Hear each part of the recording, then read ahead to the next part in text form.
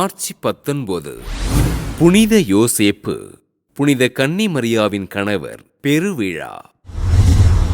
பெத்லகேமில் வாழ்ந்த தாவீதின் வழிமரபினரான யாக்கோபிற்கு மகனாக பிறந்தார் யோசேப்பு. அன்பு, நேர்மை, பொறுமை, நீதி போன்ற நற்குணங்களில் சிறந்து விளங்கிய யோசேப்பு தச்சு பணியினை ஆர்வத்தோடு செய்தார்.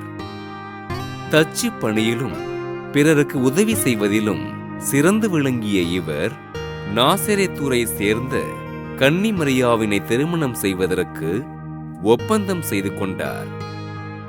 இறை பக்தியிலும் பிறர் அன்பிலும் சிறந்து விளங்கிய கன்னி மரியா தூய ஆவியின் வல்லமையினால் கருவுற, இதனை கண்ட யோசேப்பு கன்னி மரியினை இகழ்ச்சிக்கு உள்ளாக்காமல் மறைவாக விளக்க திட்டமிட்டார்.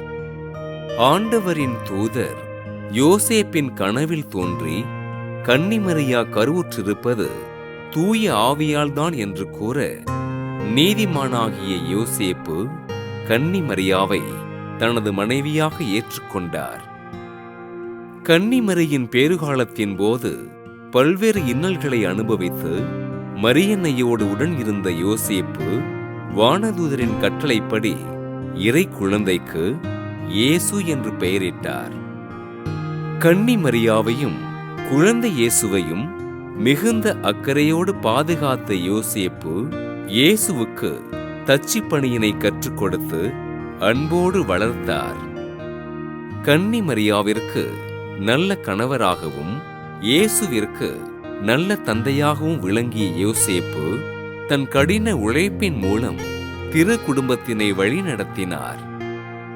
ஆண்டவர் இயேசுவின் வளர்ப்பு தந்தையாகவும் புனித மரியன்னையின் கணவராகவும் விளங்கிய புனித யோசேப்பினை இன்று திரு அவை போற்றி புகழ்கின்றது.